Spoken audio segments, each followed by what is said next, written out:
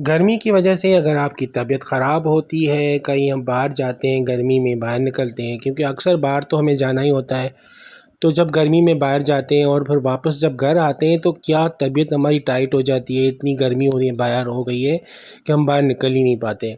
और हम जैसे लोग जो शेफ़ होते हैं वो तो किचन में होते हैं, तो फिर हमें वहाँ भी गर्मी लगती है। तो क्या करें, इसका कोई तोड़ नहीं है, क्या करें? फिर मैंने सोचा क्यों ना उसका कोई शरबत बनाया जाए।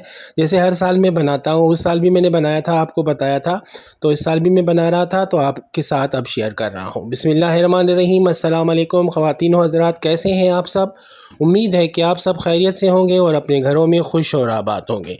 मैं फ़ैसल हसन और आप देख रहे हैं आपका अपना यूट्यूब चैनल हुसैनी दस्तरख़्वां। तो आज हमने ये बनाई है एनर्जी बूस्ट गर्मी के लिए।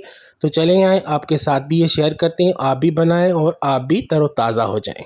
बिस्मिल्लाहिर्रहमानिर्रहीम। कैरीज़ का शरबत बनाने के लिए हमने ये कैरीज़ ली हैं 1 किलो। ये मैं 1 किलो कैरीज़ की रेसिपी शरबत की आपको बता रहा हूँ। आप 1 किलो, 2 किलो, 3 किलो अगर आप बना रहे हैं तो फिर जो भी मैं इंग्रेडिएंट्स इसमें डालूँगा वो आप उसमें डबल या ट्रिपल कर दें। तो हमने कैरीज़ को धोया, साफ़ किया, सुखा लिया, उसके बाद हमने इसको छील लिया।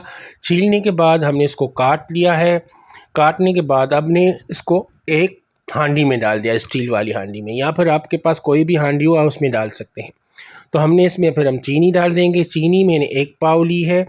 आप चीनी अपने टेस्ट के हिसाब से कम या ज़्यादा कर सकते हैं, जितना मीठा आप खाना पसंद करते हैं या पीना पसंद करते हैं उस हिसाब से आप चीनी कम या ज़्यादा कर सकते हैं। या चीनी के बगैर भी आप बना सकते हैं, क्योंकि शुगर पेशेंट होते हैं घर में तो वो चीनी नहीं खाते, तो इसलिए आप चीनी मत डालें। अगर आपको चीनी डालनी है तो ऐसी कच्ची डाल के फिर शरबत में आप डाल के बना के पी सकते हैं। तो उसके अलावा चीनी डालने के बाद हमने ये एक आम लिया था जो अभी इन लोगों ने पका के रखे हुए हैं, कच्चे मीठे आम, खट्टे। तो मैंने खैर एक आम ले लिया, मैं भी आम ले आया था बाज़ार से। कितने गंदे आम थे, अभी तो सही तरह आम आए भी नहीं है, मगर लोगों ने ठेले भर दिए हैं आमों से। हमारे यहाँ तो आम अभी तक अच्छे नहीं आए, तो अभी 10-15 दिन लगेंगे आम अच्छे आने में।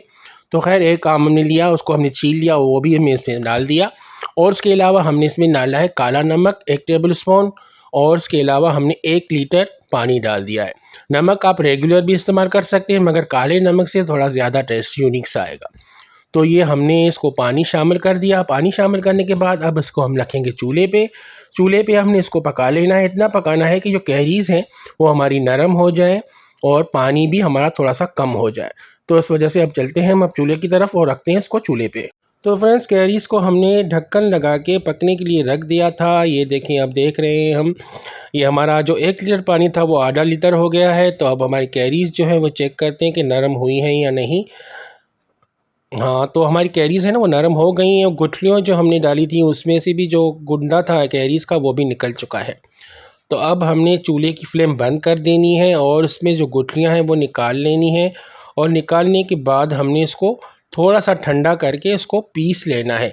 या फिर आप ग्राइंडर में पीस लें, या फिर आप जग में पीस लें, या फिर आप हैंड ब्लेंडर हो उसके साथ भी पीस सकते हैं। जो भी आपके पास अवेलेबल मशीन हो उसमें आप इसको पीस के इसका एक पेस्ट बना लें। तो फ्रेंड्स, कैरीज़ जो हमारी हैं वो ठंडी हो चुकी हैं। अब हमने एक हैंड ब्लेंडर लिया है, उसके हमने पीस रहे हैं इसको। इस तरह से इसको पीस लेना है और उसका पेस्ट बना लेना है। तो ये देखें, हमने इसका पेस्ट बना लिया है। ये देखें, इस तरह का पेस्ट होना चाहिए। अभी भी थोड़ी बहुत हैं तो उसको हमने थोड़ा सा और उसको पीसेंगे और थोड़ा सा उसका थिक सा पेस्ट बना लेंगे अच्छी तरह से पीस के। तो फ्रेंड्स, पेस्ट हमने बना लिया था, वो हमने साइड में ये देखें इस तरह से एक बाउल में रख दिया है। ये देखें, इस तरह से पेस्ट बना के फिर हमने इसको छान लिया था, छन्नी की मदद से हमने इसको छान लिया था। तो अब हमने जो हांडी में जिसमें बनाया था ना उसी में हमने बर्फ़ डाल दी और थोड़ा सा पानी शामिल किया, और उसके बाद इस तरह का हमने शरबत बना लिया है। ये देखें, ठंडा ठंडा शरबत हमारा कैरीज़ का तैयार है। आप इसमें लाल शरबत भी डाल के पी सकते हैं, इतना मज़े का टेस्ट आएगा। अगर आपको ऐसे अच्छा नहीं लगता, क्योंकि बच्चे नहीं पीते तो इस वजह से गर्मियों में ये बहुत अच्छा ठंडा होता है, तो ये आप भी पिएँ और बच्चों को भी पिलाएं। तो ये हमने ग्लास में शिफ्ट कर दिया है। ये देखिए, अब हम टेस्ट करेंगे इसको। एनर्जी बूस्ट आप इसको कह सकते हैं, ड्रिंक, एनर्जी बूस्ट ड्रिंक है ये। वाह माशाल्लाह, क्या ज़बरदस्त शरबत बना है हमारा।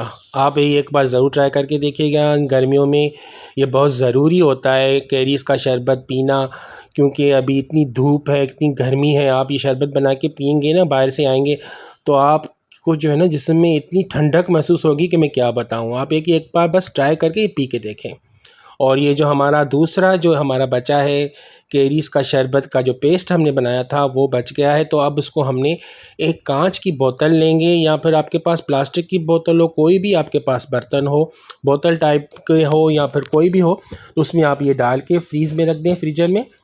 तो फिर आप जब भी आपका दिल करे कैरीज़ का शरबत पीने का, तो फिर ये निकालें और ग्लास में डालें, और जैसे शरबत बनाते हैं उस तरह से आप उसको पी सकते हैं। तो अब हम इसको बोतल में डालेंगे। तो फ्रेंड्स ये देखिए, हमने जो कैरीज़ का शरबत बनाया था ना, वो पेस्ट जो लिक्विड था जो गाढ़ा गाढ़ा सा, वो हमने इसको बोतल में डाल दिया है। हमारे पास कांच की बोतल नहीं थी तो हमने इसको प्लास्टिक की बोतल में डाला है। आप भी प्लास्टिक की बोतल में डाल सकते हैं। इसको फ्रीज़र में थोड़ी देर टाइम के लिए रखेंगे, उसके बाद हमने इसको नीचे उतार के फ्रिज में रख देना है। हमारे यहाँ बच्चे भी शौक़ से पीते हैं और हम भी शौक़ से पीते हैं। गर्मियों में अक्सर हमारे यहाँ घर में बनता है, तो आप भी ये ज़रूर ट्राई करके देखें गर्मियों में। तो फ्रेंड्स अपना बहुत सारा ख्याल रखिएगा, दुआओं में मुझे याद रखिएगा। अल्लाह हाफ़िज़।